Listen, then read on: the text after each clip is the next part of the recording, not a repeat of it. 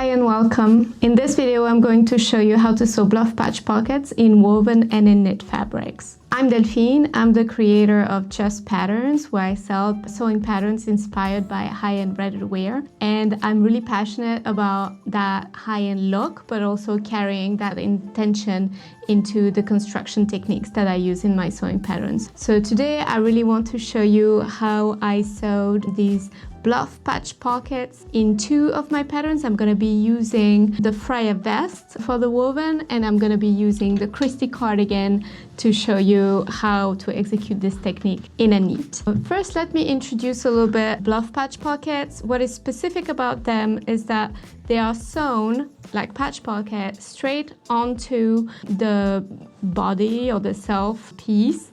But in the case of bluff patch pockets, you cannot see visible stitching around the pocket, so there is no visible top stitching. The traditional way this is demonstrated in home sewing is usually for tailoring, especially blazers and jackets, so it will often be shown with a lining inside, and basically what you do is that you fold it a bit away from on the lining and you sew with the zigzag or with a straight stitch just under the actual fold, and you attach it to the jacket. But here we're going to be showing how to do it without a lining, without any lining, and that's going to apply to the knit and to the woven. So we're going to be having a look at the anatomy of this pocket and the tools we're going to need. Of course, there are different ways to execute this technique, but here I really want to show you a way that is pretty much foolproof. After you've done your first one, you will no longer be afraid of them, and they're really nice high-end detail to add onto your garments. So this is going to be the Christy cardigan with its pocket that is just top stitch at the top and with a little line of stitching on each side. And for the woven, I'm going to be using the Freja vest in an unlined version. And here you can see that we have the entire pocket that is attached all around with no visible stitching. We just added a little bit at the opening to make the opening of the pocket extra secure. And we also did not top stitch the top of that pocket, but we used a catch stitch invisible on the right side to make sure that the pocket is as refined as possible. So I hope you're ready, because let's get started. Let's start with our bluff patch pocket on a woven pattern. So for this one, I'm using the Freja vest, and the Freja vest front, we're gonna need the front pieces. It comes in two parts, and it has a princess seam. And we're also gonna need our pocket piece and a template. And if your pattern does not come already with a pocket and a template, the easy way to create the template piece is to remove the seam allowance from your main pocket piece. So the template fits exactly the pocket without any seam allowance. Of course, in the Freja vest, I do include the template piece for you to print when you print along your pattern. Now let's look at our front and our pocket before we get started.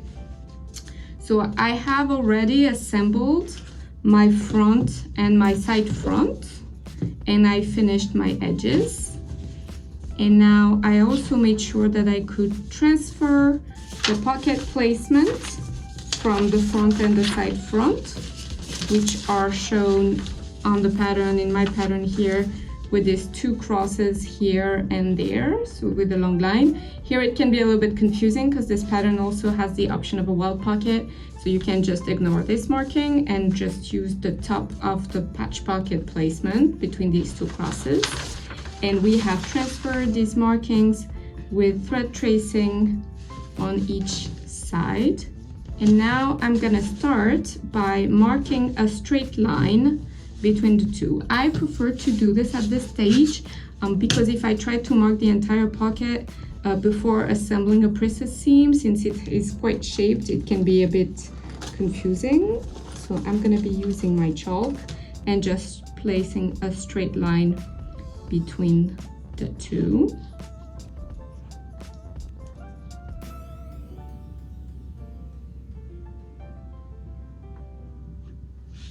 and that's going to be my pocket placement on the front.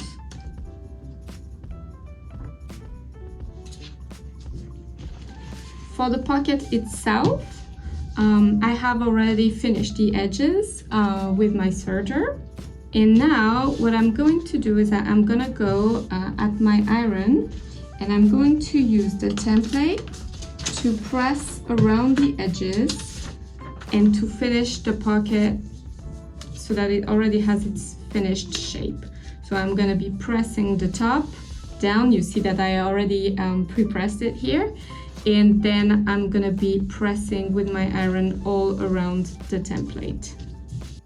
I start by placing my pocket with the wrong side facing up and placing my template on top of it. I first press in position my upper edge, and I will maintain the template under the upper edge with a heavy weight. And then I can go around and slowly press around my edges using the edges of the template, paper template, to go around. I always control a few times on the right side, and that allows me to make some small corrections as I need. And once I think it's correct, I will be removing the paper template from inside the pocket. I give it one last press on the right side so that the seam allowances are well kept under. And I will continue using my weight, my metal weight, as a clapper to help cool down the seam allowances and the seams in position. If you have some issues, some discrepancies, you can always turn back to the wrong side, repress, check your work on the right side, and then you have a perfectly pressed pocket. So now that I have pre-pressed the edges of my pocket, what I will do is that I will catch stitch the upper edge in its position. So I will make sure that when I stitch through the pocket side, I take only a few threads of the original fabric so that my stitching is as invisible as possible on the right side, and cat stitch the entire upper edge.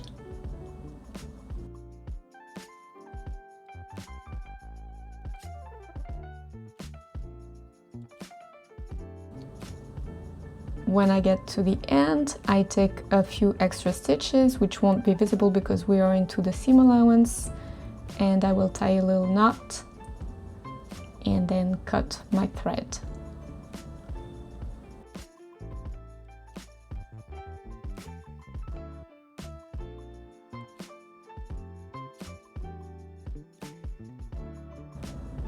As you can see, on the right side the stitching is not visible, and that's what we want for this particular pocket. So now let me place it onto the front. First I will fold the upper bodice of the front so that I can lay the bottom flat. There is a lot of bust shaping into this pattern, so I don't want to accidentally flatten the bust shaping. And I will place my pocket by following the upper edge with the line that we had transferred earlier in on the front of the pattern. As you can see, I'm applying some pressure with my hands in order to make sure that all the layers are laying flat under, and I will place pins all around my pocket to keep it in position.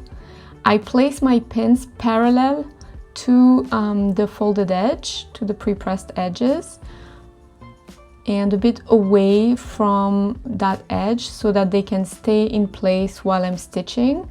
Normally we would remove pins before going to the machine, but if they are far away from your stitching area, they can stay, and that will really help keep the pocket in its correct position.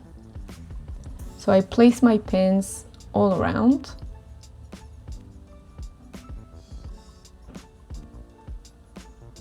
And I make sure that the front is really flat under the pocket.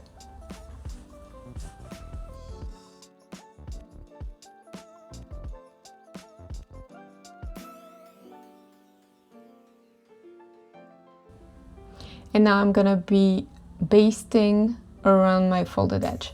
So I start with contrasting thread and a longer stitch length, and my objective now is to really stitch as close to the folded edge of the pocket as possible.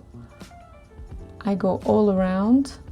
I stitch maybe a bit slower than what I'm used to make sure that I stay really close to that edge and that also I match the curve. When you're trying to sew in a very precise curve, don't hesitate to lift your presser foot as you go around to help reposition your work under the machine as you are stitching.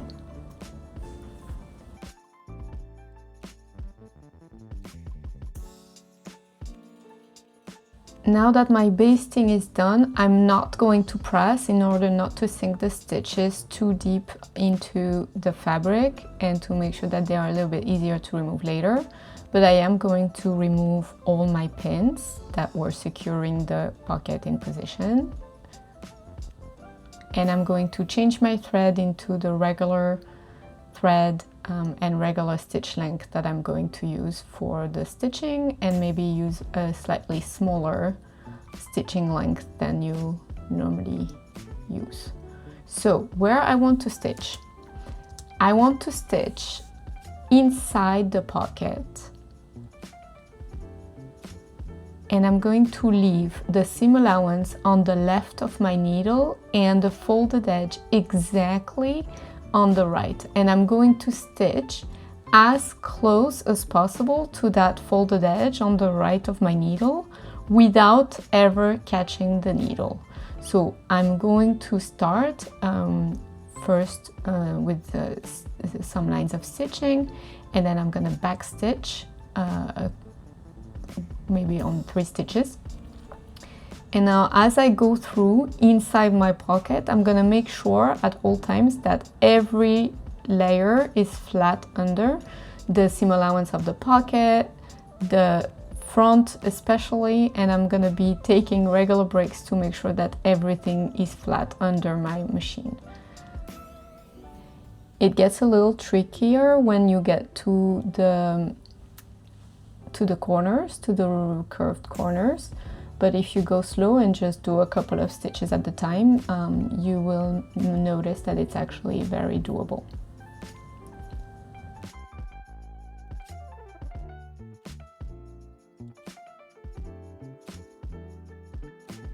Sometimes if it gets tricky and the seam allowances of the pocket are getting out of shape, it can be useful to use an awl or another similar kind of tool to keep everything right just before the needles goes through the next stitches. When you get to the end of your stitching, don't forget to do some back stitches to secure the pocket in place and cut your thread. So now I can remove my basting stitches, and that's probably one of the most time-consuming and delicate tasks of this process. So don't hesitate to go slowly and to sometimes try what's easier on the front or on the back of the garment. Once the basting stitches are all out, we're going to press the pocket using our template, pocket template. And to do that, we're just gonna insert it inside the pocket.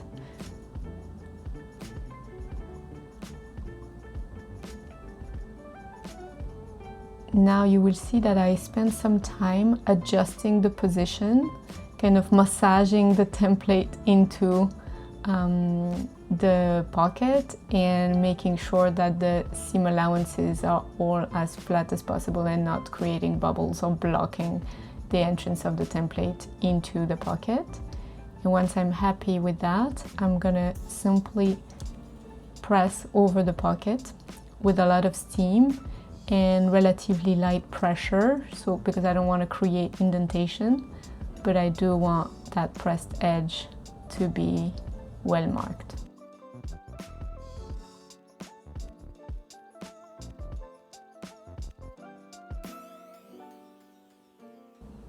I can remove my template. And there I have it, a perfect pocket with no visible stitching. Now let me show you two ways you can top stitch your pocket. The first one is just to top stitch the entrance of the pocket 1/4 inch, 0.6 centimeters away from the folded edge, just to secure the seam allowances. And the second one is to actually do the same top stitching but go all around the pocket for a really nice high-end finish without that first line of top stitching close to the edge. Now let's look at the pattern pieces we're going to be using for the knit version of our Bluff Patch Pocket. We have our pocket piece and we have the template. And as I explained earlier, our pocket piece and our template, the template is basically exactly the pocket piece without any seam allowance. So you can create your own template, you can make it out of regular paper, or you can make it out of cardboard or tag, if that's easier for you to use as a pressing reference. And then we have our front, which for this pattern is only one piece. And here I want to show you a little trick that I use in order to mark easily a pocket placement when it's a patch pocket. So what I did is that I opened my pocket placement everywhere except on the upper edge, and I repinned my front onto the front of my cut piece. And here I can just flip open the pocket, and now I have the exact placement of my pocket, patch pocket, and as you can see, it matches exactly also with my pocket template. So now that I have done this, I put some pins in order to keep it secured, and I can use chalk, you can use thread tracing in order to mark around the pocket.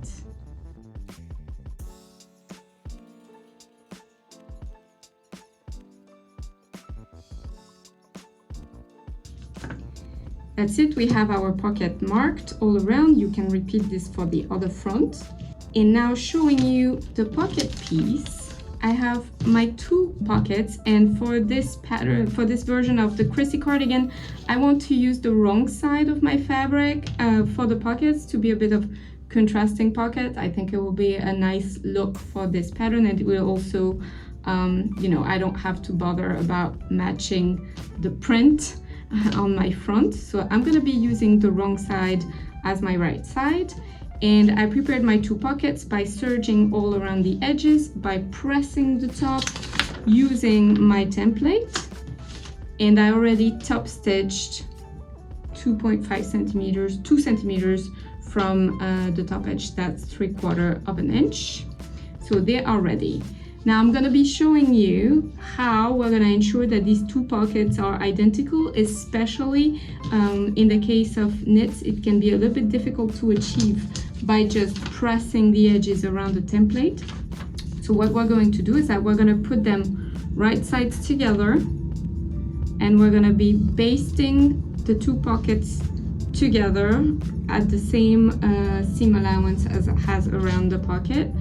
And we're going to be using a long stitch that is easy to remove later. So let me go at the machine and baste our two pockets together to ensure that they are identical. So to stitch my two pockets together, I changed my thread to contrasting colors so that it's easier to remove, and I also lengthened my stitching length. And what I added, in addition to the two pockets pinned together, right sides together, is my template, so that instead of following the overlocked edge of the pockets, I am actually following the edge of the template to make sure that I actually follow the exact shape of the pocket. Next, I'm turning the pockets to the right side, and I've pressed the edges together in order to flatten all the layers. And if I think, like here, and in certain kinds of knits it will get worse, that it's still a little bit thick and I have a bit of bulk, I will use a hammer to hammer the seam allowances through and really flatten those edges so that they sit better together.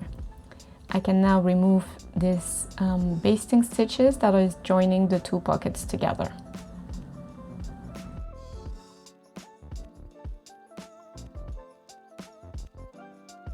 So now I have my front and I have my pocket that is exactly the right dimension as the one we have marked on our front.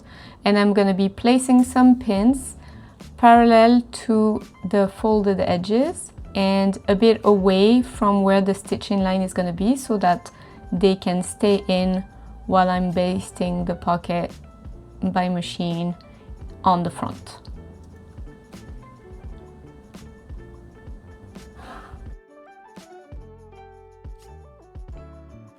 At the machine, I change my thread color to a contrasting color and I lengthen my stitch length so that I can remove the basting easier later. And I stitch my basting as close as possible to the folded edge of the pocket. That's very important to make the pocket as invisible as possible. Now that this is done, I will remove the pins. And I will also change my thread in the machine to regular color and to a regular stitch length. And I'm going to be stitching inside my pocket with the seam allowance on the left of my needle and the folded edge on the exact right side of my needle as close as possible to the folded edge, but not over it. So I'm really gonna go around and adjust the front and the pocket and the seam allowance as I go to maintain all the layers flat, just as they go under the presser foot, but they don't need to be flat anywhere else around. I go all around, I slow down when I reach the curved edges, and when I get to the end, I will do some back stitching to secure the pocket in place.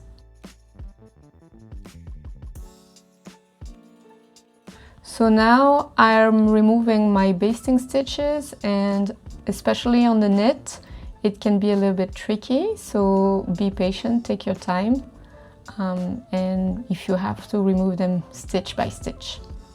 I have my pocket without the basting stitches, and I'm going to insert the template inside the pocket as close as I can to the edges, to the pressed edges. And that will require some massaging of the seam allowances and of the front and the pocket so that the template lays flat into the pocket. And once I'm happy with the location, I'm gonna be pressing with a lot of steam and with light pressure in order not to make an imprint of possibly of seam allowances or other layers throughout the pocket. And that's it, you have a perfectly pressed Bluff Patch Pocket on a knit fabric. I'm done. The pocket is finished, and the only thing that I added is a little bit of top stitching at the top of the pocket to secure the seam allowances and to make the opening of the pocket extra secure. So I stitched between the upper edge of the pocket and the top stitching, 1/4 inch, 0.6 centimeters away from the folded edge. That's it for today. I hope you enjoyed this tutorial and you will be adding a lot of Bluff Patch Pockets to your future garments. You can find the patterns that I used today on my website, and you can also let me know if you have questions in the comments and also what future tutorials you would like me to do and feature on this channel. Bye!